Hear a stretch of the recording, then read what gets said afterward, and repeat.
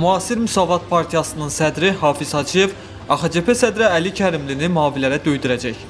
Müasir Müsavat Partiyasına yaxın mənbələrdən verilən məlumata görə artıq bu prosesin yeni il qabağı həyata keçiriləcəyi gözlənilir. Mənbənin sözlərinə görə çox güman ki, Hafiz Hacıyev maviləri Əli Kərimlinin üzərinə yeni il gecəsi göndərsin. Bununla da Hafiz Hacıyev Əli Kərimliyə yeni il sürpriz etmək fikrindədir. O da söylənilir ki, ona yaxın mavinin Əli Kərimlini döyəcəyi anıda lenta alınacaq. Xatırladaq ki, bir neçə gün öncə Müasir Müsavat Partiyasının idarə heyətinin toplantısında AXCP sədri Əli Kərimli haqda qərar qəbul edilib. Qərarın detalları haqda hələlik heç bir açıqlama verilməyib. Lakin bunun Müasir Müsavat Partiyaçıları tərəfindən amansız qərar olacağı söylənilmişdir. Məlumatı ictimai palatka.com saytı yayıb.